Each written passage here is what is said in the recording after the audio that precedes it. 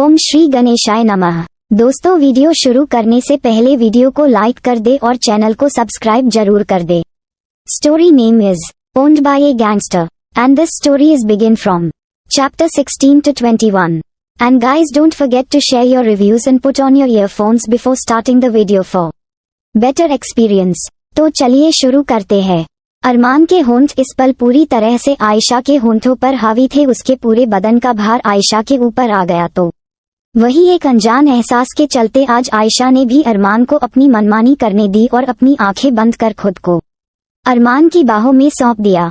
और अरमान वो पागल हुआ जा रहा था आयशा के होंठों के मखमली एहसास से। दोनों की सांसें आपस में उलझने लगी कि तभी अरमान ने महसूस किया कि आयशा सांस नहीं ले रही है और ये महसूस करते ही अरमान ने धीरे से उसके होंठों को रिहा किया और फिर उसकी पीठ सहलाते हुए लंबी आहें भरते हुए बोला, ब्रेथ बेबी ब्रेथ। ये सुनते ही अमायरा ने काफी देर से रुकी अपनी सांस खींची, मानो कुछ समय पहले वो सांस लेना ही भूल गई हो।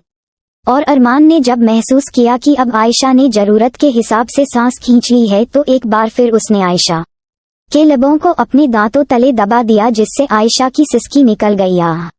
मगर अरमान सब कुछ भूलकर आयशा के होंठों में इस कदर मशरूफ हो गया मानो उसके लिए दुनिया जहान का सबसे कीमती काम यही हो कि तभी हमेशा की तरह दो मदहोशी में डूबे जिस्मों को बेजार करने के लिए एक फोन की घंटी बज पड़ी, जिसकी आवाज अरमान की जेब से आ रही थी। इस आवाज को सुन आयशा और अरमान को ऐसा एहसास हुआ कि किसी ने उन्हें एक हसीन और मदहोशी के नशे में चूर हो चुके ख्वाब से जगा दिया हो। अरमान और आयशा दोनों ही रुक गई। वो बात अलग थी कि अरमान के होंठ अभी भी आयशा के होंठों की रखवाली कर रहे थे, पर बहुत ही जल्द अरमान ने ये पहरेदारी भी हटा दी और अचानक से आयशा के ऊपर से उठ खड़ा हुआ। और इधर आयशा उसके जिस्म से। अरमान जब यूं अलग हुआ तो उसे ऐसा लगा मानो किसी ने उसके बदन का कोई अहम हिस्सा खींच लिया हो, क्योंकि कुछ पल पहले तक तो अरमान इस कदर उसके जिस्म में समा चुका था कि उनके अलग होने की उम्मीद खत्म हो गई। पर इससे भी ज्यादा तकलीफ आयशा को तब हुई जब अरमान अगले ही लम्हे में बिना कुछ कहे तेजी के साथ कमरे से बाहर चला गया और उसके जाते ही आयशा खुद को भीतर से पूरी तरह खाली महसूस करने लगी। उसके आंसुओं ने एक दफा फिर उसकी खूबसूरत आंखों को पानी से भर दिया, मगर इस बार उसके आंसुओं की वजह कुछ और थी, और वो था अरमान को खुद के करीब आने देने का गिल्ट। आयशा बिस्तर से उठ बैठी और उसने अपना सर पकड़ लिया। ये मैंने कैसे होने दिया? आखिर क्यों उन्हें अपने करीब आने की मंजूरी दे दी? इसी तरह आयशा अनगिनत सवालों से घिर गई। तो वही दूजी ओर अरमान का मन भी कहाँ सुकून में रह पा रहा था जब से आयशा उसकी जिंदगी में आई थी, क्योंकि उसके आने से पहले अरमान की जिंदगी का एकमात्र मकसद सिर्फ ये बन गया था कि वो उस रात वाली लड़की को अपनी आंखों के सामने ला खड़ा कर दे, जिसने अरमान मलिक के दिल पर इतना गहरा असर किया कि वो उस रात के बाद किसी दूसरी लड़की के करीब तक ना जा पाया। पर आखिर आयशा के सामने ही द डेंजरस अरमान मलिक क्यों खुद से काबू खो बैठता था। अरमान इस वक्त इस हद तक गुस्से में बौखलाया हुआ था कि उसने एक वास उठाया और इतनी जोर से अपने सामने लगे शीशे पर दे मारा कि वो कांच टूटकर चकनाचूर हो गया। और तभी उसने अपने क्रोध की लौ में तप रहे चेहरे के साथ कहा, मैंने किसी को ये हक नहीं दिया कि कोई बिना मर्जी के मेरे दिमाग में भी दस्तक दे, पर ये एक लड़की पागल कर दिया है। इस एक लड़की ने मुझे। ये गहरी रात का अंधेरा अरमान के क्रोध के साथ खेल रहा था। आयशा के कमरे में उसके बिस्तर पर इस समय उसका सूटकेस खुला रखा था और आयशा कबर्ड से अपने कपड़े निकालने में जुटी थी, यानी लाजमी है वो ये घर छोड़कर जा रही थी। उसके आंखों से आंसू बहे जा रहे थे और वो बार बार उन्हें अपनी उंगलियों से पोंछती जा रही थी, मगर ना जाने कब तक ये सिलसिला चलने वाला था, क्योंकि उसकी दशा ऐसी हो चुकी थी मानो ये आंसू लंबे वक्त तक उसके साथ ही चलेंगे। आयशा का अब दम घुटने लगा था इस घर में, और ये कहना भी गलत नहीं होगा कि जब से वो यहाँ आई थी तब से उसके साथ कुछ भी अच्छा नहीं हुआ था। इसलिए वो थक चुकी थी अपनी जिंदगी को एक रोलर कोस्टर राइड बनते देख। उसी पल कमरे में जूलिया का आना हुआ, जिसने आयशा को जब सामान बैग में रखते हुए देखा तो परेशानी से उसके पास आई। आयशा मैम, ये सामान किस लिए पैक कर रही है? आप नीचे केक काटने का वक्त हो गया है और मलिक सर ने आपको बुलाया है। उनसे कह दो मेरा सर दर्द हो रहा है, मैं नहीं आ पाऊंगी, आयशा ने कहा। और इसी दौरान जूलिया ने देखा कि आयशा रो रही है। क्या हुआ आयशा मैम, आप रो रही है? नहीं, मैं ठीक हूँ, तुम प्लीज जाओ, आयशा की आवाज में चिढ़न आ गई।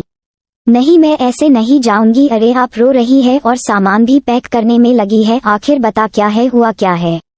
तो इस बार आयशा चिल्ला पड़ी, जूलिया प्लीज मुझसे सवाल करके मेरी परेशानी और मत बढ़ाओ और चली जाओ यहाँ से। और हो सके तो मिस्टर मलिक को मेरी इस हालत के बारे में तुम कुछ मत कहना, क्योंकि मैं बाद में उनसे खुद फोन पर बात कर लूंगी। फोन पर बात यानी आप सच में कही जा रही है। तो इस बार आयशा ने गुस्से में अपने बैग की जिप बंद की और उसे हाथ में उठाते हुए बोली, हाँ जा रही हूँ, ये महल छोड़कर जा रही हूँ। जूलिया दंग रह गई आयशा की इस बात पर। तो वही आयशा ने अपना सामान उठाया और उसे लेकर कमरे से बाहर निकलने लगी कि तभी पीछे जूलिया ने उसे रोकने की जी तोड़ कोशिश कर डाली, लेकिन बदले में आयशा ने उसके आगे हाथ जोड़ लिए और कहा, मुझे सुकून से यहाँ से जाने दो जूलिया, अपनी माँ को खोकर मैंने पहले ही सब कुछ खो दिया है, लेकिन अब मुझ में और हिम्मत नहीं है, प्लीज मुझे जाने दो। जूलिया की आंखें नम हो गई। ठीक है मैं नहीं रोकूंगी आपको, लेकिन जब नीचे सब आपको जाते हुए देखेंगे तब। ये सुन आयशा ने अपने आंसू पोंछते हुए कहा, मैं बैक गेट से जा रही हूँ। कहकर आयशा जैसे ही वहां से जाने को हुई कि उसी पल वो रुकी और उसने जूलिया को गले से लगा लिया और कहा, थैंक यू। और इतना कहते ही आयशा वहां से चली गई तो उसे जाते देख जूलिया का दिल भर आया। अरमान जिसके हाथ में इस वक्त शराब की बोतल थी, वो अपने कमरे की हर लाइट बुझाकर काउच पर ढेर था कि तभी उसका फोन बजा, जिसे उठाने में उसकी कोई दिलचस्पी नहीं थी, लेकिन बार बार कॉल आने की वजह से उसने बिना नंबर देखे ही फोन कान से लगा लिया। Arman, there is a good news for you bro, ये उसके दोस्त शौर्य की आवाज थी। माँ बनने वाला है तू, अरमान ने बिना किसी इंटरेस्ट के कहा। अरे यार पागल है क्या, गुड न्यूज तेरे लिए है मेरे लिए नहीं, शौर्य ने कहा। तू अब बताएगा भी या मैं फोन काटूं, अरमान ने गुस्से में कहा। तेरा मूड ठीक नहीं लग रहा, लेकिन कोई बात नहीं, अभी तेरा मूड बनाता हूँ, कहते हुए शौर्य ने एक गहरी सांस ली और फिर आगे कहा, अरमान उस लड़की का चेहरा हमने बनवा लिया है। हे सुनते ही मानो अरमान के बेजान शरीर में जान आ गई, वो तुरंत उठ बैठा। क्या कहा तूने? सही सुना तूने, फाइनली तेरा इंतजार खत्म हुआ, तू बस अपना फोन खोल, मैं तुझे फोटो सेंड करता हूँ, कहकर शौर्य ने फोन काट दिया। और इधर अरमान के दिल की धड़कनें बढ़ गई, उसका नशा तो मानो हवा हो गया। उसी पल उसका फोन पॉपअप हुआ, जिसकी आवाज सुन अरमान ने तुरंत अपना फोन खोला और देखा कि शौर्य ने उसे वो तस्वीर भेज दी है। ये देख अरमान को एक अजीब सा एहसास होने लगा। उसने अभी तक वो फोटो डाउनलोड नहीं की थी, लेकिन जैसे ही उसे डाउनलोड करने को हुआ, उसी पल अचानक से उसका फोन बंद पड़ गया। आयशा के सामने एक कैब आ खड़ी हुई, जिसके अंदर बैठते हुए उसने कहा, रेलवे स्टेशन। और इसी के साथ वो कैब चल पड़ी और आयशा का दिल उन यादों से भर गया जिन्हें उसने यहाँ बिताया। हालांकि कुछ भी अच्छा नहीं था इन यादों में, क्योंकि यहाँ उसे दर्द के सिवाय और कुछ ना मिला, पर इन सबसे परे आयशा के लिए वो पल गुनहगार था जब उसने अरमान को खुद के करीब आने दिया। पहली दफा उसे एक मेल टच पसंद आया था और यही बात आयशा के दिल में चुभ गई कि भला वो अरमान के टच को कैसे पसंद कर सकती है, क्योंकि उन दोनों का रिश्ता ही जायज नहीं है। और इसी बात ने आयशा को आज ये शहर छोड़ने पर मजबूर कर दिया, क्योंकि वो समझ चुकी थी कि वो अरमान मलिक को रेजिस्ट नहीं कर पा रही है। और इसी बात का गुस्सा उसे खुद पर था कि आखिर उसके मन में अरमान के लिए फीलिंग्स आई भी कैसे। कि तभी कैब ड्राइवर ने गाड़ी में एक गाना चला दिया, जिसकी आवाज आयशा के कानों से होकर दिल में उतर गई। तेरी खता है मेरे जिया, उन पे भरोसा क्यों तूने किया, सब झूठे झूठे वादे थे उनके, चल पीछे पीछे आया तू जिनके, वो पिया आए ना। अब सभी उन ख्वाबों की तू डगर छोड़ दे, अब सभी उन ख्वाबों को खुद ही तोड़ दे, वो पिया आए ना। अरमान ने बेचैन दिल के साथ अपना फोन चार्ज किया। इस फोन के अचानक से बंद होने के कारण उसका मन तो ये हुआ कि वो इसे अभी उठा के जमीन पर पटक दे, और शायद कोई और बात होती तो ये फोन अब तक टूटकर चकनाचूर हो चुका होता, लेकिन आज उसे खुद के गुस्से पर काबू करना पड़ा। फोन के खुलने के इंतजार में वो अपने होंठों में सिगरेट फंसाकर बेड पर बैठ गया। हर खता की होती है कोई ना कोई सजा, गम लिखे हो किस्मत में तो बन ही जाती वजह। अब सभी गम इश्कों में सिमट से गए, अब सभी आंसू पलकों से लिपट से गए, वो पिया आए ना। अरमान को ऐसा महसूस हो रहा था मानो उसके हाथ से कुछ छूट रहा हो। इधर आयशा की आंखों से अश्क बह गए, जिन्हें इस बार उसने बहने दिया और अपना सर कार की विंडो से टिकाकर बैठ गई। सच लगा था जो बेवजह हमको वो भरम हो गया है, भोर आने थे जिस फसाने में वो खत्म हो गया। भूले हम भूले वो कैसे सब कहें बात ये। अब चलो हम धीरे धीरे विहौल से गए, अब चलो हम जैसे भी हो संभल से गए। वो पिया आए ना पिया आए ना। अरमान का फोन जैसे ही खुला उसने अपनी उंगली में फंसी सिगरेट जमीन पर फेंक दी और अगले ही पल फोन उठाकर उस फोटो को डाउनलोड करने लगा। वो फोटो जैसे जैसे डाउनलोड होती जा रही थी वैसे वैसे उस लड़की का चेहरा अरमान के सामने आता जा रहा था। सबसे पहले आंख, फिर नाक, फिर होंठ, और इसी तरह आखिरकार अरमान की आंखों के सामने वो चेहरा आ ही गया जिसे देखने के लिए उसने दिन रात एक कर डाले। और अब जब उसने ये चेहरा देखा तो मानो उसके जिस्म ने काम करना बंद कर दिया, क्योंकि उसके फोन में खुली तस्वीर के पीछे की सूरत आयशा की थी, जिसे देख अरमान फ्रीज हो गया। आयशा की कैब सीधे रेलवे स्टेशन के सामने आकर रुकी, मगर आयशा को किसी बात का होश नहीं था और वो खामोशी से अपना सिर कार की विंडो से टिकाए बैठी रही जब कैब ड्राइवर की आवाज उसके कानों में पड़ी, मैम स्टेशन आ गया है।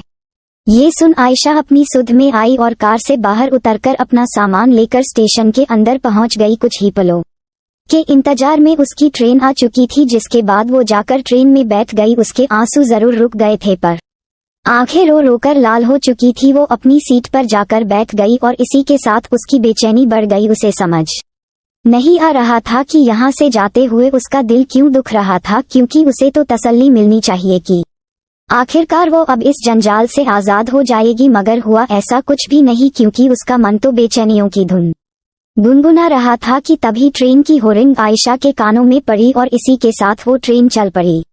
आयशा का दिल बैठा जा रहा था जैसे जैसे ट्रेन आगे बढ़ती जा रही थी और वो ये शहर छोड़ती जा रही थी। अनजाने में ही आयशा की आंखों में पानी उतर आया और तभी उसके दिल में एक शख्स घर कर गया, अरमान मलिक। अरमान के साथ आयशा ने अब तक जितने भी पल बिताए थे वो पल उसकी जिंदगी के बुरे पलों में शामिल होने का खिताब रखते थे, मगर इसके बावजूद आयशा को अरमान का ख्याल सता रहा था। आयशा ने एक गहरी सांस ली और तुरंत अपने आंसू को पोंछ लिया और इधर ट्रेन ने भी अपनी रफ्तार पकड़ ली कि तभी अचानक से एक झटके में ट्रेन जा रुकी, जिस कारण अंदर बैठा हर शख्स अपनी जगह से डगमगा गया। दो आदमी आपस में ही बातें करने लगे। अरे ये ट्रेन किस लिए रुक गई अचानक से? लगता है किसी ने चेन खींची है। आयशा को इन सभी बातों से कोई फर्क नहीं पड़ रहा था, वो तो बस बेजान सी ट्रेन की विंडो से सिर टिकाकर बैठी थी कि तभी उसके कानों में पीछे से कुछ शोर पड़ा। अरे अजीब आदमी हो, ये सब औरतों को झांक झांक कर क्यों देख रहे हो? पीछे से कुछ महिलाएं लगातार चिल्लाए जा रही थी और अब इस शोर ने आयशा का भी ध्यान खींचा, जिस कारण उसने पीछे मुड़कर देखा तो ट्रेन में कई सारे आदमी सूट बूट पहने घूम रहे थे और उनके हाव भाव देख ये साफ कहा जा सकता था कि वो किसी को ढूंढ रहे थे। तभी उन आदमी में से एक ने कहा, एक लड़की की शक्ल अच्छी तरह से देखना। जी बॉस। आयशा हैरानी से उन आदमियों को देख रही थी, लेकिन फिर उसने उन्हें इग्नोर कर अपनी गर्दन वापस आगे कर ली और चुपचाप अपनी सीट पर बैठी रही। इधर वो आदमी ढूंढते ढूंढते आगे आए कि तभी उनमें से एक की नजर आयशा पर पड़ी, जिसे देख वो तुरंत रुक गया और उसने अपने फोन में एक फोटो देखी, जिसे देखते ही उसने अपने साथ खड़े आदमी से धीरे से कहा, मिल गई लड़की। ये सुन दूसरे आदमी ने भी आयशा को देखा और उन सभी के होंठों पर विजयी मुस्कान फैल गई।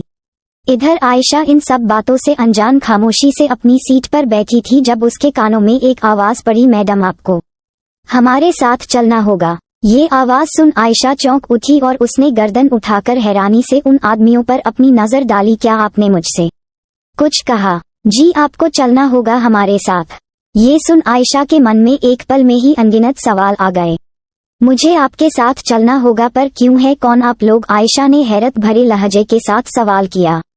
हम जो कोई भी है आपको ये बाद में पता चल जाएगा, लेकिन फिलहाल आप उठिए यहाँ से और चलिए। तो इस बार आयशा भी गुस्से में भर उठी। होते कौन है आप लोग मुझ पर अपना हुक्म चलाने वाले? और क्यों जाऊं मैं आपके साथ, जबकि मैं आप लोगों को जानती तक नहीं? लेकिन हम आपको अच्छी तरह से जानते हैं मैडम। अचानक से एक और अनजान आवाज आयशा के कानों में पड़ी। उन आदमियों के बीच में से एक और आदमी बाहर निकल आया, जो कि कोई और नहीं बल्कि शौर्य था। शौर्य ने अपने आदमियों से कहा, खड़े खड़े तमाशा क्या देख रहे हो तुम लोग? मैडम तुम्हारी बचपन की यार नहीं है जो तुम लोगों के कहने पर खुशी खुशी तुम्हारे साथ चली जाएंगी। कहते हुए शौर्य ने आयशा को देखा। क्यों मैडम, सही कहा ना मैंने?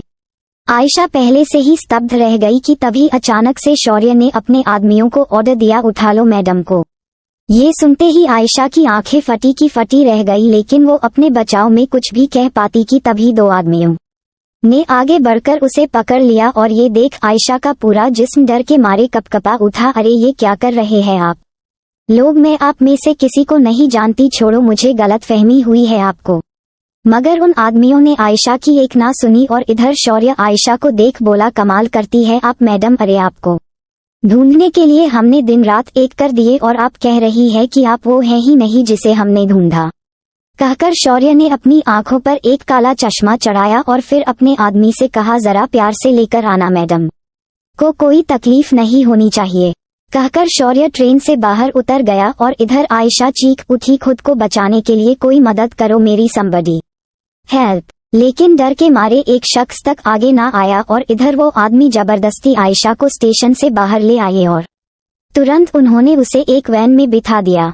कुछ घंटे बाद शहर से दूर एक कॉटेज के आगे कई सारी गाड़ियां आकर रुकी, जिनमें से एक का दरवाजा खुला और उसके द्वारा आयशा को जबरदस्ती बाहर निकाला गया। आयशा के होंठों पर इस वक्त पट्टी बंधी थी और उसके हाथ भी बंधे थे। दो आदमी उसे जबरदस्ती कॉटेज के अंदर लेकर आए और अंदर आते ही आयशा को उन आदमियों ने छोड़ दिया और तुरंत उसे अकेला छोड़कर वो सब बाहर चले गए। इधर आयशा को कुछ समझ नहीं आ रहा था कि ये उसके साथ हो क्या रहा है। ऊपर से हाथ और मुंह बंद होने के कारण वो कुछ कर भी नहीं पा रही थी कि तभी अचानक से उस पूरे कॉटेज की लाइट चली गई और पूरे हॉल में अंधेरा छा गया, जिसे देख आयशा के पसीने छूट गए। वो अपने बंधे मुंह से ही चिल्लाने लगी, मगर उसकी हर एक चीख घुट के रह गई और तभी आयशा ने किसी का टच अपने जिस्म पर महसूस किया, जिसके चलते वो कांप उठी।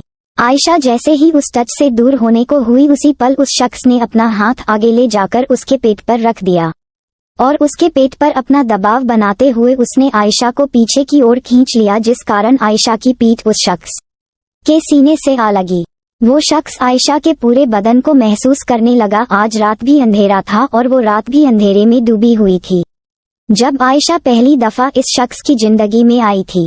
वो शख्स आयशा की बाजुओं पर आहिस्ता आहिस्ता अपनी उंगली चलाने लगा और इधर आयशा तुरंत उस शख्स से दूर होने के लिए झटपटा उठी कि तभी उस शख्स ने कसके उसे अपनी मजबूत बाजुओं में जकड़ लिया और अपने होंठ आयशा के करीब ले जाकर धीरे से बोला, आखिरकार तुम मेरी बाहों में आ ही गई। आयशा ने जैसे ही ये जानी पहचानी आवाज सुनी तो मानो उसका पूरा बदन जकड़ गया और वो तुरंत उस शख्स की शक्ल देखने के लिए पलट गई, जिसके साथ ही एक धमाके के साथ पूरे हॉल में रोशनी फैल गई और इसी रोशनी में आयशा को जो चेहरा दिखा उसे देख वो स्तब्ध रह गई, क्योंकि उसके सामने अरमान मलिक खड़ा था। अरमान को अपने सामने खड़ा देख आयशा दंग रही गई, पर तभी अचानक से उसकी आंखें बंद होने लगी और इसी के साथ आयशा के कदम बेहोशी के मारे डगमगा गए कि तभी अरमान ने उसे थाम लिया और आयशा उसकी बाहों में झूल गई। अरमान के चेहरे पर इस वक्त किसी भी तरह के एक्सप्रेशन नहीं थे, वो बस एकटक अपनी बाहों में झूली आयशा को देखे जा रहा था कि तभी उसने आयशा को अपनी गोद में उठाया और उसे एक अंधेरे में डूबे कमरे में ले आया। उसने किसी कांच की गुड़िया की तरह बेहद आहिस्ता से आयशा को बिस्तर पर लिटा दिया और बेड किनारे रखी लैंप को जला दिया, जिसकी पीली रोशनी सीधे आयशा के बदन पर आ गिरी और उस पीली रोशनी में आयशा का गोरा बदन सोने की तरह चमक उठा। अरमान का लहजा इस वक्त शांत जरूर था, मगर उसके जिस्म के भीतर जो तूफान आया था उसे शब्दों में नहीं उतारा जा सकता। अजीब सी नजरों के साथ वो आयशा के पूरे बदन को देखने लगा, मानो अपनी नजरों से ही वो उसके जिस्म को छू रहा हो। आयशा को देखते हुए उसके जहन में वो रात गूंजने लगी जब आयशा उस रात उससे टकराई थी। ये वही लड़की थी जिसने अरमान की रातों की नींद और दिन का सुकून छीन लिया। ये वही लड़की थी जिसे ढूंढने के लिए अरमान ने कितनों की जान ली और वो लड़की इतने वक्त से उसके घर में उसकी आंखों के सामने थी और अरमान को भनक तक ना लगी। लेकिन अब जाकर अरमान के सामने हर ताश के पत्ते खुल रहे थे कि आखिर आयशा को छूने पर उसे उस लड़की का टच क्यों याद आता था, क्यों सिर्फ आयशा के करीब जाने पर ही उसे वो तंग एहसास होता था। कि तभी अचानक से अरमान के होंठों के कोने मुड़ गए जो कि उसे बेहद खतरनाक लुक देने लगे। अरमान ने अपना हाथ आगे बढ़ाया और आयशा के होंठों पर बंधी उस पट्टी को आहिस्ता से उसके होंठों से हटा दिया। इस दौरान अरमान की नजरें आयशा के होंठों पर जा टिकी, जिन्हें देखते हुए आयशा के साथ बिताया हर पल उसकी आंखों के सामने किसी रील की तरह चलने लगा। अरमान उठा और आयशा को यूं ही पागलों की तरह देखते हुए वो उसके ऊपर झुककर लेट गया। उसने अपनी नाक आयशा की गर्दन पर घुमाए और उसके जिस्म से उठ रही खुशबू को वो फुर्सत से महसूस करने लगा। और यकीनन ये सब करते हुए वो किसी साइकोपैथ से कम नहीं लग रहा था कि तभी उसने अपना चेहरा आयशा के चेहरे के करीब किया और अपने अंगूठे को हौले से उसने आयशा के होंठों पर रख दिया और उन होंठों को अपने अंगूठे से मसलते हुए अरमान ने बेहद ही सनक भरे लहजे में कहा, कयामत है ये हुस्न का नशा भी लत ऐसी लगी इसकी कि फिर कभी ना छूटी। अरमान के होंठों पर बिखरी मुस्कान एक अजीब दास्तां बयां कर रही थी, एक ऐसी दास्तां जिसमें हर हद पार होगी। अरमान अपनी 2 उंगलियों को आयशा की गर्दन से ले जाते हुए उसके हाथ तक सहलाने लगा और उसके बदन को कुछ इस तरह देखने लगा मानो वो कुदरत का बनाया एक हसीन करिश्मा देख रहा हो। तो ये था वो हुस्न जिसने मुझे पागल कर दिया था। हम्मम यानी जिस तितली को मैं आजाद समझ रहा था वो तो कब से मेरे पिंजरे में थी। ये कहते हुए अरमान ने उन उंगलियों को आयशा के गालों पर चलाया और बोला, बहुत तड़प आया तुमने बेबी गर्ल, और अब मेरी हर एक तड़प का हिसाब तुमसे लिया जाएगा प्यार से या।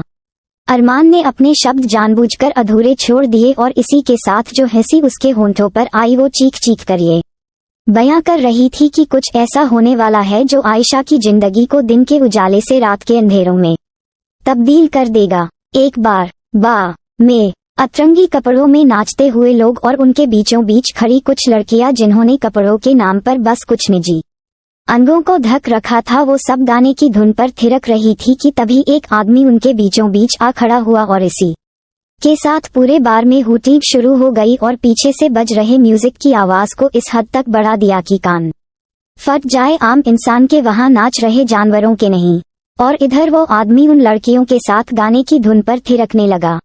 वो हसीना वो नीलमप्री कर गई, कैसे जादूगरी नींद इन आंखों से छीन ली है, दिल में बेचैनियां है भरी, मैं बेचारा हूँ आवारा, बोलो समझाऊं मैं ये अब किस किस को, दिल में मेरे है दर्द ए डिस्को दर्द ए डिस्को दर्द ए डिस्को, दिल में मेरे है दर्द ए डिस्को दर्द ए डिस्को दर्द ए डिस्को। तो वही बार के ही किसी अंधेरे कमरे में एक आदमी खून से लथपथ जमीन पर पड़ा था और उसके सामने अच्छी खासी कद काठी का एक आदमी खड़ा था जिसने सफेद रंग की कसी हुई शर्ट पहनी थी जो कि लाल पड़ चुकी थी खून के छींटों की वजह से। बाजुओं को उसने कोहनी तक समेट रखा था और कलाई में बंधी थी रुद्राक्ष की माला और एक चांदी का कड़ा। शक्ल तो कतई बवाल थी, पर उसकी फुर्सत से तराशी शक्ल पर इस वक्त इस कद्र क्रोध की आग जल रही थी जो मानो हर किसी को जलाकर खाक कर दे। वो शख्स एड़ी के बल उस तड़पते आदमी के करीब जा बैठा और अपने हाथ में पकड़ी हुई बंदूक को अपने सिर पर सहलाते हुए बोला, आखिरी सवाल कहाँ है वो, कहकर उसने वो गन उस आदमी के मुंह में ठूस दी और मुझे सिर्फ जवाब चाहिए। उसने वो गन उस आदमी के मुंह से हल्की सी बाहर निकाली कि तभी वो आदमी छूटते ही बोल पड़ा, मैं सच में नहीं जानता भाव, लेकिन रॉकी को जरूर पता होगा, वो बाहर मिलेगा। ये सुन उस शख्स ने उस गिड़गिड़ा रहे आदमी से कहा, चल अब मुंह खोल। वो आदमी सवालिया नजरों से उस शख्स को देखने लगा। जजी भाव, मैंने कहा मुंह खोल, वो शख्स चिल्लाया। और इधर उस आदमी ने डर के मारे अपना मुंह खोला और पलक झपकते ही उस शख्स ने वो गन उस आदमी के मुंह में पॉइंट करी और तभी धार धार धार कई गोलियां उसके मुंह में उड़ेल दी, जिससे खून के छींटे उस शख्स के मुंह पर आ गिरे और इस वक्त वो राक्षस से कम नहीं लग रहा था। बाहर वो आदमी जो कि कोई और नहीं बल्कि रॉकी था, वो नशे में धुत उन लड़कियों के साथ अश्लीलता में पूरी तरह से उतारू था। वो फसले गुल थी, गुलपोशियों का मौसम था, हम पर कभी सरगोशियों का मौसम था। कैसा जुनून ख्वाबों की अंजुमन में था, क्या मैं कहूँ क्या मेरे बागपन में था। रंजिश का चला था फव्वारा, फूटा जो ख्वाब का गुब्बारा। तो फिरता हूँ मैं London, Paris, New York, LA, San Francisco.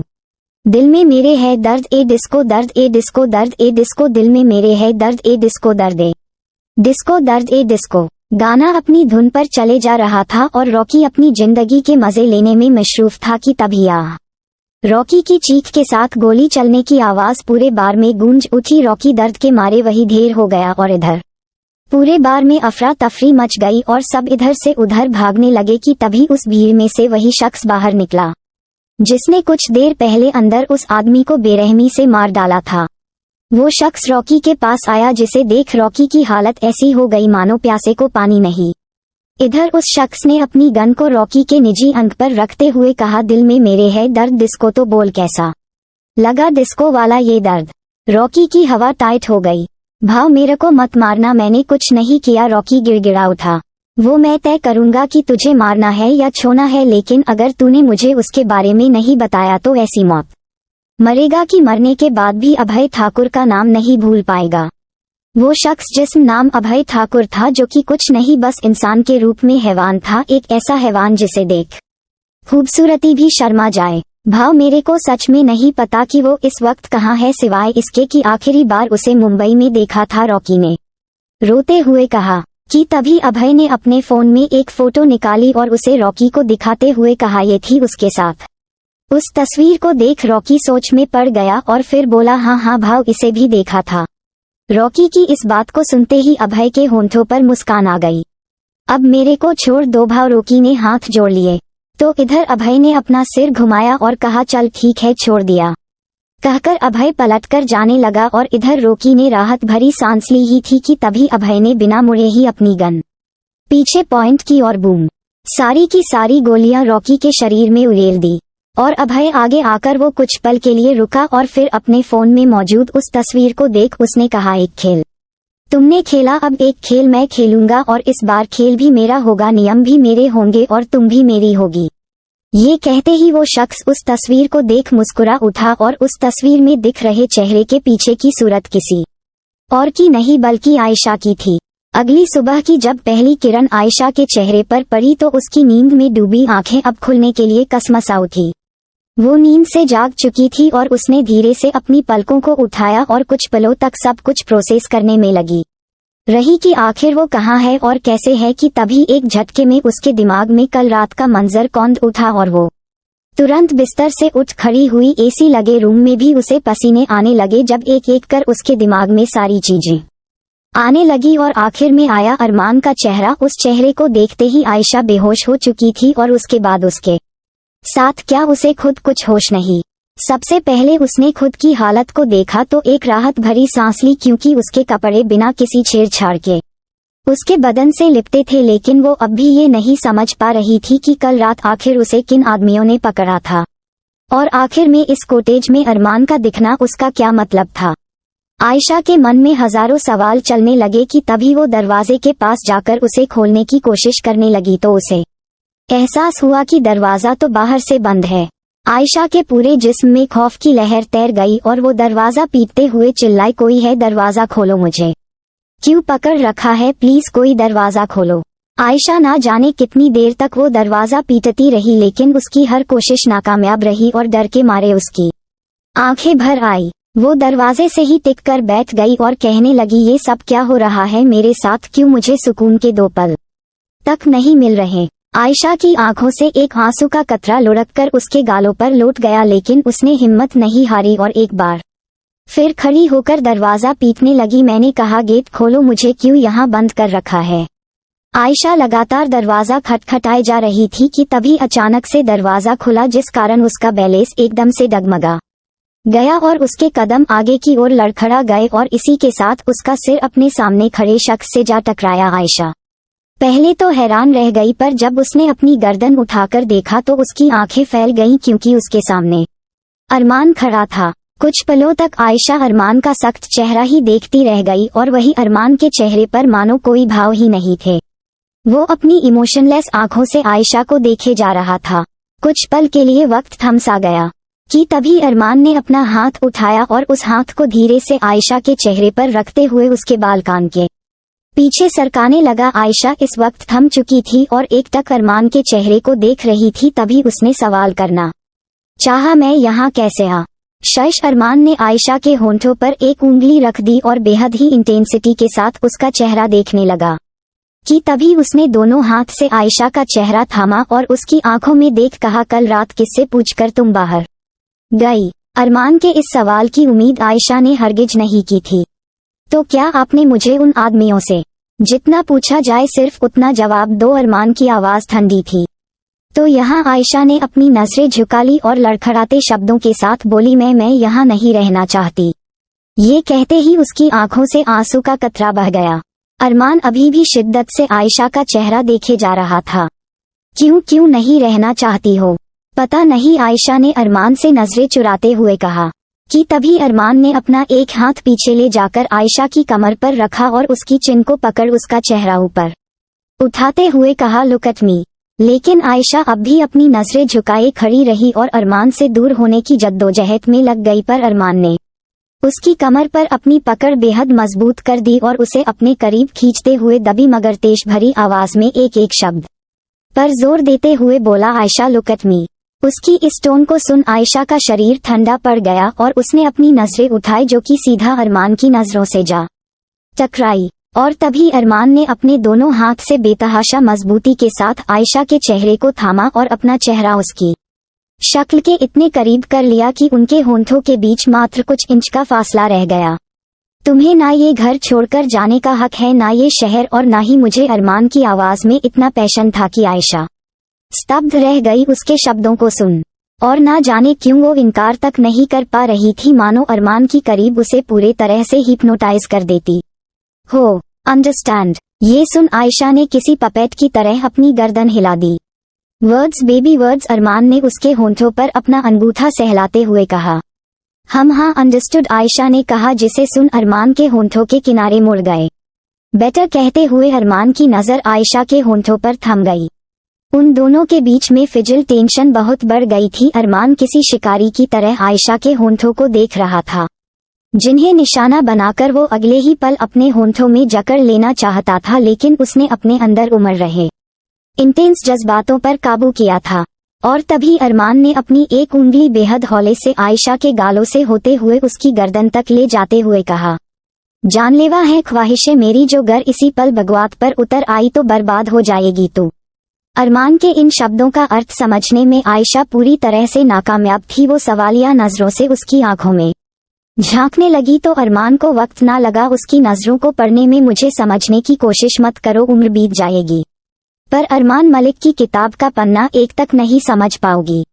ये कहते ही अरमान ने एक झटके में आयशा को खुद से दूर किया, पर तभी अचानक से उसकी उंगलियां आयशा के सीने पर कुछ हरकत करने लगी। ये देख आयशा की सांसें ही थम गई, मगर वो उसे रोकने के लिए कुछ भी कर पाती तब तक अरमाना ने उसकी टॉप के ऊपरी हिस्से के कुछ खुले हुए बटन्स को बंद कर दिया और तब जाकर आयशा को होश आया कि इतने समय से वो यूं ही अरमान के सामने खड़ी थी। नींद में उसकी टॉप के कुछ बटन्स खुल चुके थे, जिस वजह से उसका क्लीवेज कुछ हद तक विजिबल हो गया था, जिसे ढकने के लिए अरमान ने खुद उसके बटन्स बंद कर दिए। और इस दौरान जब उसकी ठंडी ठंडी उंगलियों ने आयशा की लोअर नेक को छुआ तो उसके जिस्म में सरसराहट फैल गई, पर यह सब इतनी जल्दी हुआ था कि आयशा कुछ ना कर सकी सिवाय शर्म से अपना चेहरा छिपाने के। वो तुरंत पलटकर खड़ी हो गई और अपने कपड़ों को ठीक करने लगी, तो वहीं अरमान ने कोई रिएक्शन ना दिया और अपने दोनों हाथ पेंट की जेब में डालकर उसे देखते हुए सोचने लगा, इस जिस्म का दीदार तो कर चुकी है ये आंखें, फर्क सिर्फ इतना था कि उस पल अंधेरा था। एक कार मलिक मैंशन के आगे आकर खड़ी हुई, जिसमें से आयशा बाहर निकली। उसके साथ इस वक्त अरमान नहीं था। वो नर्वसनेस के साथ अंदर जाने लगी और अंदर आते ही उसे ड्राइंग रूम में शरद बैठे दिखे, जो कि बेशक आयशा के जाने की वजह से परेशान था। और तभी जुलिया की नजर अंदर आती हुई आयशा पर गई, जिसे देखते ही वो तुरंत खुशी से चिल्ला पड़ी, आयशा मैम आ गई। ये सुन शरद ने भी अपनी गर्दन उठाई तो आयशा को वहां देख उनकी आंखें खुशी से भर उठी। वो तेज कदमों के साथ आयशा के पास गए और इसी के साथ उन्होंने उसे अपने गले से लगा लिया। ऐसा क्यों किया तुमने बेटा? सारिका के बाद तुम उसकी आखिरी अमानत हो मेरे पास, मैं तुम्हें नहीं खोना चाहता आयशा। इस दौरान आयशा का दिल भी भर आया। तभी शरद ने उसे खुद से अलग कर धीरे से कहा, बताओ आयशा, आखिर ऐसी क्या गलती हुई मुझसे जो तुम ये शहर छोड़कर जाने लगी, वो भी बिना मुझे बताए? वो तो अच्छा हुआ अरमान ने समय रहते तुम्हारे बारे में पता करवा लिया, वरना। कहते हुए शरद रुक गए। मैं ठीक हूँ अब, और मुझे माफ कर दीजिए बिना बताए ऐसे जाने के लिए, आयशा ने कहा। इट्स ओके बेटा, लेकिन वादा करो अगली बार ऐसा हरगिज नहीं करोगी, शरद ने कहा। ये सुन आयशा के दिमाग में अरमान के कहे शब्द गूंजने लगे और फिर उसने कहा, जी अब ऐसा नहीं करूंगी। तभी जूलिया ने खुशी से कहा, चलिए आयशा मैम, मैं आपके कपड़े कमरे में रखवा दूं। कहकर जूलिया आयशा के साथ कमरे में आ गई और तभी आयशा ने उससे सवाल किया, उन्हें तुमने बताया था ना मेरे जाने के बारे में? उन्हें किन्हें? जूलिया ने कंफ्यूजन में सवाल किया। अरे मिस्टर मलिक, आपका मतलब बड़े सर? नहीं, आयशा की जबान से अरमान का नाम नहीं निकल रहा था। आज तक उसने उसका नाम नहीं लिया था, इसलिए उसे काफी हिचकिचाहट हो रही थी उसका नाम पुकारने में। ऊपर से अरमान उम्र में भी उससे बड़ा था। मैं उनके बेटे की बात कर रही हूँ। अच्छा तो ये कहिए ना, अरमान भाई की बात कर रही है आप? जूलिया के मुंह से अरमान के लिए भाई सुन आयशा के गाल लाल पड़ गए। अरे आयशा मैम क्या बताओ, अरमान सर इतने गुस्से में थे आपके जाने पर कि मैं तो डर के मारे बेहोश होते होते बची। उन्होंने मुझसे पूछा कि आप कहाँ गई है, और जीसस उनसे झूठ बोलने की हिम्मत नहीं थी मुझ में, इसलिए मैंने सब कुछ उन्हें साफ साफ बता दिया। जूलिया ने बड़ी बड़ी आंख फाड़ते हुए कहा, और आयशा सोच में पड़ गई। सुहाना इस वक्त अपने रूम किसी से फोन पर बात करने में मग्न थी कि तभी कोई दंदनाता हुए उसके कमरे में घुसा चला आया। ये देख वो तुरंत बिस्तर से उठ खड़ी हुई और फोन काटते हुए अपने सामने खड़े शख्स से बोली, भाई आप यहाँ कोई का कि तभी चटाक एक जोरदार थप्पड़ सुहाना के गालों पर आ पड़ा, जिसे मारने वाले हाथ अरमान के थे। उस कमरे में इस तेज थप्पड़ की आवाज ना जाने कितनी देर तक गूंजती रही, और सुहाना जिसे समझने तक मौका ना मिला कि अचानक से ये हुआ क्या, वो हैरानी और गुस्से दोनों भाव से भर उठी। उसका चेहरा जो जमीन की ओर झुका था, उसे उठाते हुए उसने अपनी गुस्से में उबलती आंखें अरमान पर डाली। हाउ डेयर यू, वो बेतहाशा क्रोध में चीख उठी कि तभी अरमान उसके पास आकर उसकी आंखों में आंखें डालकर दांत पीसते हुए बोला, मेरे सामने आवाज ऊंची करने की गलती भी मत करना, और रही बात इस थप्पड़ की तो ये उस गिरी हुई हरकत की सजा है जो तुमने कल रात आयशा के साथ की थी। कल रात और आयशा का जिक्र सुन सुहाना हैरानी से अरमान को देखने लगी, और तभी अरमान ने कहा, सब जानता हूँ कि कल तुमने क्या किया था, इसलिए ये मेरी पहली और आखिरी वार्निंग है। तुम्हें अगली बार ऐसे घटिया ख्याल तुम्हारे दिमाग में भी नहीं आने चाहिए। कहकर अरमान तुरंत वहां से मुड़कर जाने लगा कि तभी सुहाना गुस्से में बोल पड़ी, आपको कब से इतना फर्क पड़ने लगा किसी और की प्रॉब्लम से? ये सुन अरमान के कदम रुक गए। इधर पीछे से सुहाना ने कहा, ओह कहीं ऐसा तो नहीं कि आपके लिए अब ये सगी बहन से ज्यादा वो सौतेली बहन जरूरी हो गई है? और बस बहन, ये एक शब्द काफी था अरमान के गुस्से को ट्रिगर करने के लिए। सुहाना ने कहा, ओह कहीं ऐसा तो नहीं कि आपके लिए अब ये सगी बहन से ज्यादा वो सौतेली बहन जरूरी हो गई है? सुहाना के मुंह से इन शब्दों को सुन अरमान का इस कदर खून खौल उठा कि अगले ही पल उसने साइड में रखा कांच का वास उठाया और सीधे उसे सामने लगे बड़े से मिरर पर दे मारा, जिस कारण कांच टूटने की इतनी तेज आवाज सुन सुहाना डर के मारे कांप उठी। लेकिन अरमान का क्रोध थमने का नाम नहीं ले रहा था। वो दोबारा मुड़कर सुहाना के पास आया और सुहाना उसकी आंखों को देख सिहर उठी कि तभी अरमान ने अपनी उंगली को सुहाना के सर पर टैप करते हुए एक एक शब्द पर जोर देते हुए कहा, अपने इस छोटे से दिमाग में एक बात हमेशा के लिए बिठा लेना कि वो मेरी बहन नहीं है।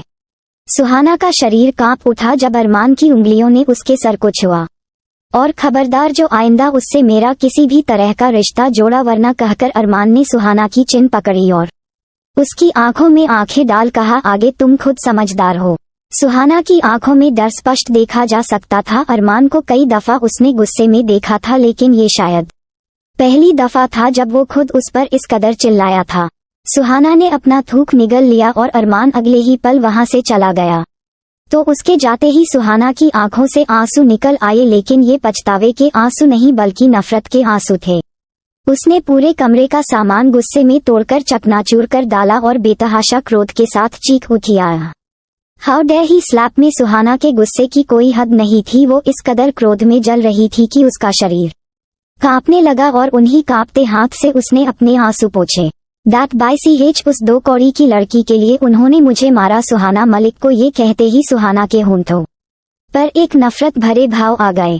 तुझे तो मैं छोड़ूंगी नहीं आयशा, तू मुझसे मेरी फैमिली छीनने आई है ना, अब देखती जा मैं तुझसे तेरा सब कुछ छीन लूंगी। सुहाना के इरादे कितने खतरनाक थे ये तो उसके शब्दों से ही पता चल चुका था, लेकिन वो अपनी नफरत में आके आयशा के साथ क्या क्या कर सकती है, इस बात से पर्दा उठना अभी बाकी था।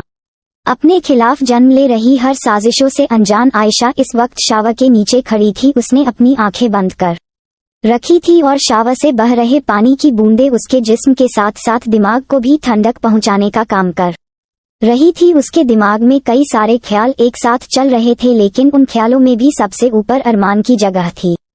आयशा इतना तो समझ चुकी थी कि अरमान मलिक नाम का शख्स उसके दिलो दिमाग से ऐसे नहीं निकल पाएगा। खैर, आयशा ने एक गहरी सांस ली और शावर बंद कर बाथरोब लपेटकर वॉशरूम से बाहर आ गई। लेकिन वो जैसे ही बाहर आई कि तभी अपने सामने का नजारा देख उसकी आंखें फटी की फटी रह गईं, क्योंकि उसके कमरे में उसके बिस्तर पर इस वक्त अरमान बैठा था और उसे वहां देख आयशा का खून उतरकर उसके मुंह पर आ गया। वो उसे देखते ही चीख उठी और अपनी हालत को मद्देनजर रखते हुए जैसे ही खुद को छिपाने के लिए दोबारा वॉशरूम में भागने को हुई, उसी पल फर्श पर पानी होने की वजह से उसका पैर मुड़ गया, जिस कारण वो अंदर तो जा ना पाई, लेकिन पैर में मोच आने के कारण उसके कदम जरूर लड़खड़ा गए। पर इससे पहले कि वो गिरती तब तक अरमान की मजबूत बाहों ने उसे संभाल लिया था। पैर में मोच आने के कारण आयशा के हाथ अनायास ही अरमान की बाजुओं पर जकड़ गए, क्योंकि उससे खड़ा तक नहीं हुआ जा रहा था। ऊपर से वो जिस हालत में अरमान के सामने खड़ी थी, उस हालत में वो तुरंत वहां से भाग जाना चाहती थी, लेकिन वो जितनी कोशिश करती थी अरमान के साथ ऐसे ऑकवर्ड सिचुएशन से बचने की, हालात उतने ही बदतर हो जाते थे उसके लिए। इधर आयशा खुद को संभाल ही पाई थी कि तभी अरमान ने अचानक से उसे अपनी गोद में उठा लिया और ये देख तो आयशा के दिल ने धड़कना ही बंद कर दिया। ये क्या कर रहे हैं आप, छोड़िए माँ। साइलेंट अरमान ने बस एक लफ्ज कहा और बेचारी आयशा चुप भी हो गई। अरमान का ऑरा इतना कंट्रोलिंग और डोमिनेटिंग था कि आयशा पूरी तरह से सबमिट हो जाती थी उसके आगे। तब तक अरमान ने आयशा को बिस्तर पर बिठाया और उसका पैर अपनी थाइस पर रखते हुए बोला, कहाँ मोच आई है। पर आयशा शर्म से मरी जा रही थी। उसका बाथरोब केवल उसके घुटनों तक आ रहा था, जिस वजह से उसके आधे पैर अरमान के सामने विजिबल थे। वो अपना पैर वापस खींचने लगी, ना नहीं मैं ठीक हूँ। उसके इस जवाब को सुन अरमान ने एक नजर उसे देखा और अगले ही पल एक झटके में उठाकर उसे खड़ा कर दिया, जिस कारण आयशा के जिस्म में दर्द की लहर दौड़ उठी और वो तुरंत अरमान की बाजुओं को पकड़ कर करा उठी। क्या हुआ, तुम तो ठीक थी ना, अरमान ने उसे देखते हुए कहा और फिर एक बार फिर उसे बिस्तर पर बिठाते हुए कहा, अब मुझे मेरी बात रिपीट करने का मौका मत देना। नाउ टेल मी, कहाँ आई है मोच। तो वही आयशा जो रोआसी हो चुकी थी, उसने दर्द और शर्म के मिले जुले लहजे के साथ अपनी उंगली से इशारा करते हुए धीरे से कहा, या यहाँ। इस पर अरमान ने कुछ पलों तक उसके पैरों को टटोला और इधर आयशा वो तो मरी जा रही थी उसकी छुअन पर कि तभी एक और चीख उसके मुंह से निकल गई, मर गई माँ। इस बार उसकी चीख की वजह अरमान था, क्योंकि अरमान ने कसके उसके पैर को ईंट दिया था, जिस वजह से आयशा चिल्ला पड़ी, आपने पैर तोड़ दिया मेरा। कहते हुए उसकी आंखों से आंसू तक निकल आए। तो वही अरमान ने उसके पैर को छोड़ा और एक बार फिर उसे पकड़कर खड़ा कर दिया। तो वही आयशा जो ये मान चुकी थी कि उसका पैर टूट चुका है, उसने जब खड़े होने के बाद भी कोई दर्द महसूस ना किया तो उसका रोना बंद हो गया और वो यूं ही खड़े होकर अपना पैर मटकाने लगी, क्योंकि अब उसका पैर एकदम ठीक था। जहां आयशा को अपनी मोच ठीक होने की खुशी हुई, तो वही अरमान की नजरें कहीं और थी, आयशा की लोअर नेक पर। आयशा का बाथरोब हिलने डुलने की वजह से कंधे से थोड़ा नीचे सरक गया था, जिस कारण उसके जिस्म का एक इंटीमेट हिस्सा विजिबल हो गया। लेकिन अरमान की नजर उस हिस्से पर नहीं बल्कि उस जगह पर बने एक जख्म पर थी। आयशा की साइड चेस्ट से कुछ इंच ऊपर एक नीले रंग का भरा हुआ जख्म था, जिसे अगले ही पल अरमान ने अपनी उंगलियों से छू लिया। तो इधर आयशा जो अपने पैर ठीक होने की खुशी मना रही थी, उसने जब अरमान की उंगलियों को उस हिस्से पर महसूस किया तो मानो वो पूरी तरह से सरसराव थी। अरमान की ठंडी उंगलियों ने जैसे ही आयशा के उस इंटीमेट हिस्से को छुआ तो मानो वो पूरी तरह से जम गई और अगले ही पल उसने अरमान की उंगलियों को खुद से दूर झटकते हुए अपने कदम पीछे ले लिए। लेकिन इस दौरान उसका पैर पीछे रखी मेज से टकरा गया और एक दफा फिर वो उन हालातों से घिर गई जिनसे वो हमेशा बचने की कोशिश करती थी, क्योंकि उसके पैर टकराने की वजह से उसका बैलेंस डगमगा गया और इसके चलते उसने जैसे ही खुद को संभालने के लिए अरमान का सहारा लेना चाहा, उसी पल वो अपने साथ साथ अरमान को भी बिस्तर पर ले जा गिरी। आयशा का फूल जैसा बदन अरमान के पत्थर जैसे शरीर के नीचे दबा था और वो अपनी मोटी मोटी पलकों को मटकाते हुए बिना एक पलक झपकाए अरमान को देखे जा रही थी। और तभी अरमान का हाथ धीरे से उसकी पतली सी गर्दन को छूने लगा और उस सुराही सी गर्दन को अपने हाथ में फंसाते हुए अरमान ने अपनी भारी आवाज में कहा, ये पैर हमेशा इसी कदर फिसलते हैं या तुम मेरे सामने करती हो ये हसीन सितम। अरमान के बोलने का अंदाज बिल्कुल अलग था। उसके शब्दों की पकड़ ऐसी होती थी कि आयशा की नसों के हर तार झंझना जाते थे।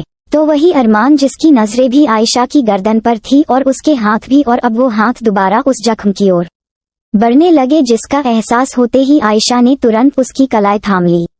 वहां मत छुइए प्लीज, आयशा की आवाज में एक गुजारिश थी जिसे समझते हुए अरमान ने अपने हाथ रोक लिए और फिर उसी हाथ की उंगलियों को आयशा की कॉलर बोन पर चलाते हुए बोला, ये जख्म कैसे हुआ? तो इस पर आयशा खामोश रह गई। एक तरफ अरमान उसके इतने करीब था तो वही दूसरी तरफ उसके वो सवाल, भला कैसे? आयशा की धकने वहां पसरी, खामोशी में शोर ना करती, और वही उसका जवाब ना पाकर अरमान ने इस दफा उसकी आंखों में देखा और कहा, कुछ पूछा है मैंने तुमसे? अरमान की नजरों को देख आयशा के माथे पर पसीने की बूंदें उभर आई। उसने कहा, वो जख्म मुझे नहीं पता इस जख्म के बारे में। आयशा के इस जवाब का सुन अरमान उसकी आंखों में आंखें डाले रहा तो वही उसे खुद को इस गहराई के साथ देखते हुए पाकर आयशा ने आगे कहा, ये जख्म बचपन से है इसलिए मुझे नहीं पता इस बारे में। अरमान अब भी खामोश रहा और उसकी ये खामोशी आयशा को पागल किए जा रही थी। और तभी अरमान अचानक से उसके ऊपर से उठ खड़ा हुआ और आयशा को बेहद गहराई के साथ देखते हुए बोला, कॉलेज से फोन आया था, टेस्ट है तुम्हारा, गेट रेडी, में ड्रॉप करूंगा तुम्हें। कहकर अरमान जैसे ही पलटकर जाने को हुआ उसी पल आयशा ने खुद को बेड पर रखी ब्लैंकेट से पूरी तरह छिपाते हुए कहा, नहीं इसकी कोई जरूरत नहीं है, मैं चली जाऊंगी। अरमान के कदम ज्यों के त्यों रुक गए। वो कुछ पल तक यूं ही खड़ा रहा और फिर धीरे से मुड़ते हुए उसने अपनी पेंट की जेब में हाथ डाला और कहा, इट्स एन ऑर्डर आयशा। अरमान के कहे बस ये चंद शब्द ही काफी थे आयशा को अपना थूक निगलने के लिए मजबूर करने को। 10 मिनट, सिर्फ 10 मिनट है तुम्हारे पास, अगर 10 मिनट में तुम बाहर नहीं आई तो 11वें मिनट में मैं अंदर आ जाऊंगा, अंडरस्टैंड? अरमान की आवाज में वो दम था कि वो अपने शब्दों के आगे पूरी दुनिया को झुका दे। तो वही आयशा ने तुरंत अपनी गर्दन हिला दी जिसे देख अरमान ने कहा, वर्ड्स आयशा।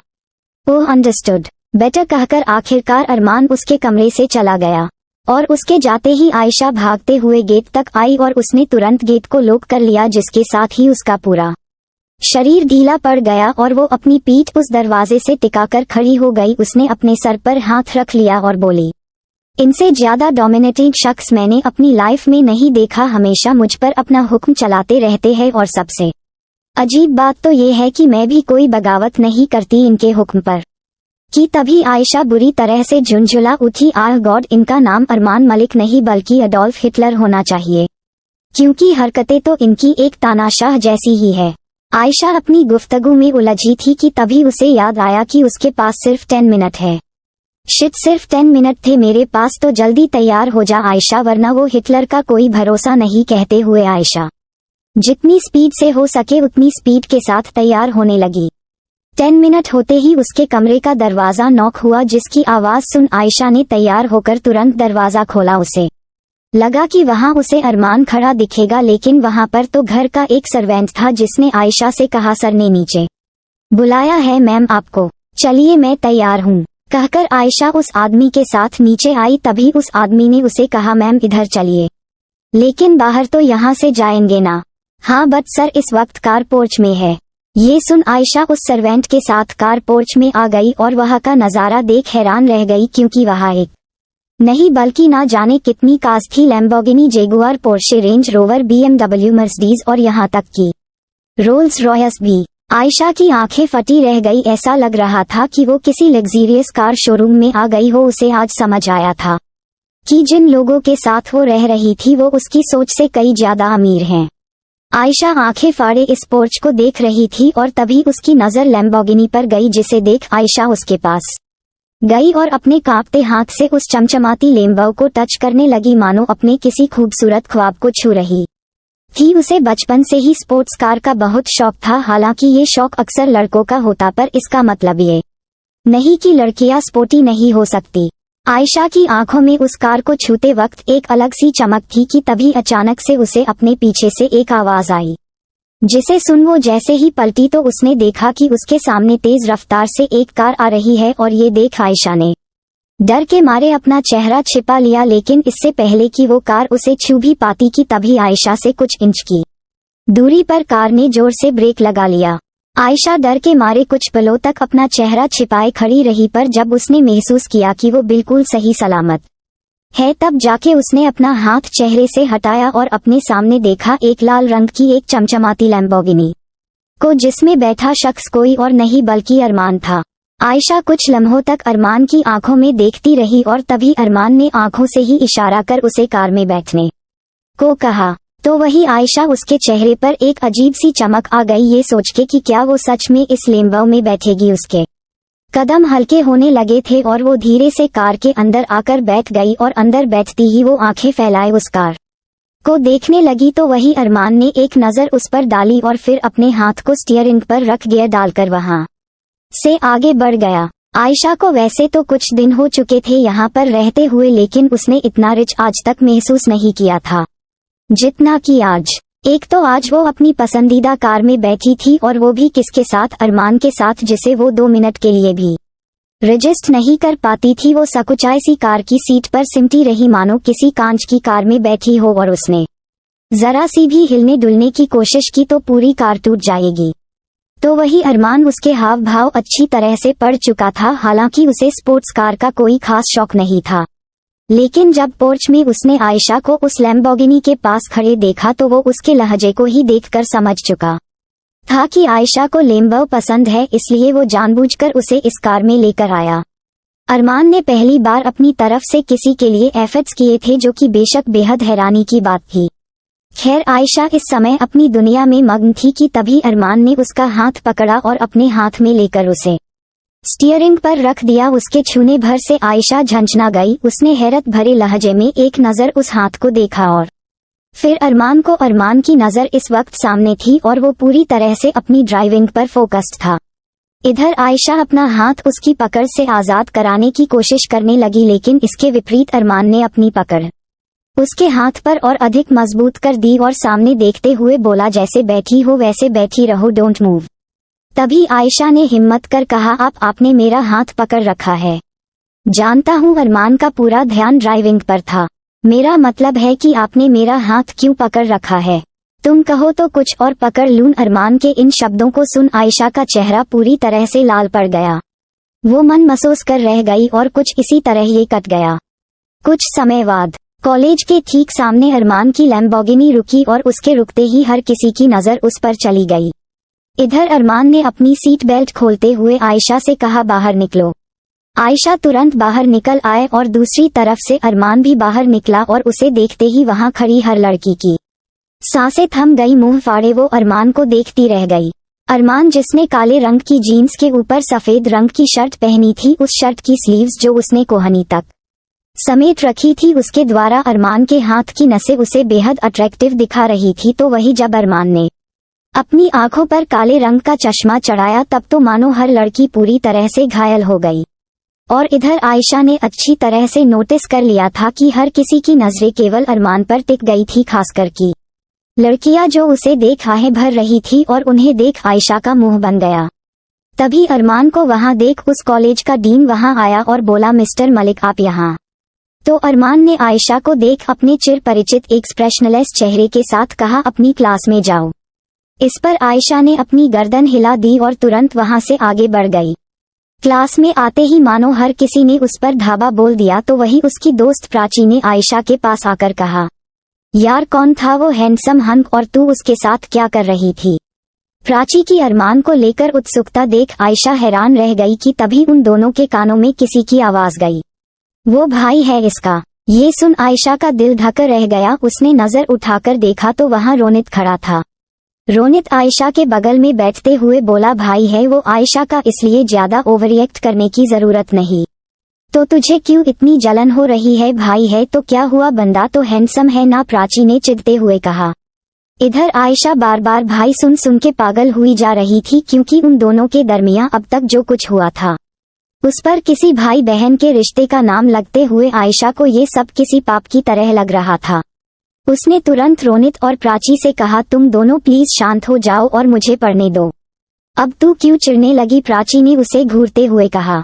तो वही आयशा आगे कुछ भी कह पाती कि तभी अचानक से पूरी क्लास का शोर शांत हो गए। आयशा ने देखा कि अचानक से सभी स्टूडेंट्स खड़े होने लगे हैं और ये देख उसकी नज़र सामने गई जहां से डीन अंदर आ रहे थे। गुड मॉर्निंग क्लास, डीन ने कहा। आयशा इस वक्त पीछे सीट पर बैठी थी और अब वो भी खड़ी हो गई कि तभी उसने जो देखा उससे उसके दिल की धड़कनें तेज हो गई, क्योंकि सामने क्लास में डीन के साथ अरमान भी अंदर आ चुका था। खोया खोया रहता हूँ तुझसे मिलकर, क्यों आजकल बदले बदले हैं मेरे तेवर, क्यों आजकल आंखें मेरी हर जगह ढूंढे तुझे बेवजह, ये मैं हूँ या कोई और है मेरी तरह। कई लोगों की भीड़ में सबसे पीछे खड़ी आयशा पर किसी बाज की तरह अरमान की नजर पहुंच गई, जो इस वक्त रोनित के साथ खड़ी थी। और ये देख अरमान का खून जिस कदर खौला इसे बयां भी नहीं किया जा सकता। अरमान पल भर में रोनित को पहचान गया, जिसे देखते हुए उसने अपनी आंखों से चश्मा उतारा और फिर आयशा को अपनी उंगली से आगे आने का इशारा किया। पूरे क्लास में सन्नाटा था और इस सन्नाटे में आयशा को अपने तेज हो चुके दिल की धड़कनें स्पष्ट सुनाई देने लगी। कैसे हुआ तू इतना जरूरी कैसे हुआ, कैसे हुआ तू इतना जरूरी कैसे हुआ। आयशा डरते हुए आगे आकर खड़ी हो गई और तभी अरमान ने उसे ऊपर से नीचे देखते हुए कहा, पीछे क्या कर रही थी। अरमान के इस सवाल पर आयशा उसे सवालिया नजरों से देखने लगी। क्या हाँ कहकर अरमान ने सामने ब्लैकबोर्ड पर इशारा किया, टीचर यहाँ पढ़ाते हैं, कंसंट्रेशन आगे से बेहतर होगा। तो पीछे क्यों बैठी थी। अरमान की आवाज सख्त थी तो वही आयशा कुछ ना बोल सकी और उसने अपनी गर्दन झुका ली कि तभी अरमान ने सबसे आगे वाली सीट पर बैठी लड़की को आंखों से ही खिसकने का इशारा किया, जिसे देख वो लड़की तुरंत साइड खिसक गई। और इधर अरमान ने कहा, गो एंड सिट देयर। इस पर आयशा कुछ पल के लिए झिझकी, लेकिन फिर वो उस सीट पर जाकर बैठ गई। मैं बारिश की बोली समझता नहीं था, हवाओं से मैं यूं उलझता नहीं था, है सीने में दिल भी कहाँ थी मुझे ये खबर। कहीं पे हो रातें कहीं पे सवेरे, आवारगी ही रही साथ मेरे, ठहर जा ये कहती है तेरी नजर क्या हाल हो गया है ये मेरा। तभी अरमान ने उस सीट पर अपना हाथ टिकाते हुए आयशा के करीब झुककर कहा, आज से और अभी से तुम सिर्फ यहाँ बैठोगी इस लड़की के साथ। कहकर अरमान ने उस लड़की को देखा, नाम क्या है तुम्हारा। चित्रा। हम सो चित्रा, ये है आयशा और अब से ये तुम्हारी दोस्त। कहकर अरमान ने आयशा को देखा। अंडरस्टैंड। आयशा ने तुरंत अपनी गर्दन हिला दी, जिसे देख अरमान ने उसकी आंखों बेहद ही इंटेंसिटी के साथ देख कहा, वर्ड्स अंडरस्टूड। आयशा ने तुरंत जवाब दिया और ये सुन अरमान खड़ा हुआ और अपने आंखों पर चश्मा चढ़ाते हुए बोला, गुड। कैसे हुआ तू इतना जरूरी कैसे हुआ, कैसे हुआ तू इतना जरूरी कैसे हुआ। क्लास में मौजूद हर शख्स इस वक्त अपनी जगह पर जम चुका था कि तभी अरमान की नजर पीछे बैठे रोनित पर गई, जिसे देख अरमान ने कहा, and you come with me. ये सुन रोनित कुछ पल के लिए हैरान हुआ कि आखिर अरमान ने उसे क्यों बुलाया, मगर फिर वो अरमान के कहे अनुसार उसके पीछे क्लास से बाहर आ गया। डीन भी उस वक्त वही थे जिनसे अरमान ने कहा, आप जाइए, मुझे इससे अकेले में बात करनी है। जी कोई जरूरत हो तो मुझे बुला लीजिएगा। कहकर डीन वहां से चले गए। तो इधर उनके जाने के बाद अरमान ने अपनी आंखों से चश्मा उतारा और फिर एक सिगरेट जलाकर उसकी लंबी कश छोड़ते हुए उसने रोनित से कहा, so young boy what's your name. Ronit Chauhan. तो रोनित चौहान बच्चे हो, अभी कॉलेज पढ़ने आते हो तो पढ़ाई पर ध्यान दो, आयशा पर नहीं। अरमान के कहे आखिरी 3 शब्दों पर रोनित दंग रह गया। तो वही अरमान ने एक हाथ उसके कंधे पर रखा और उसकी आंखों में आंखें डालकर कहा, मुझे उम्मीद है कि मेरे कही बात का मतलब समझ गए होगे, और अगर नहीं समझे तो मैं क्लियर कर देता हूँ, अगली बार उसके आसपास भी दिखाई दिए तो फिर मैं तुम्हें बातों से नहीं बल्कि लातों से समझाऊंगा। कहकर अरमान ने अपना हाथ उसके कंधे से हटाया और फिर उस सिगरेट को वही जमीन पर फेंक उसे रौंदते हुए उसने रोनित को मुस्कुराते हुए देख कहा, चलता हूँ अब पढ़ो जाकर।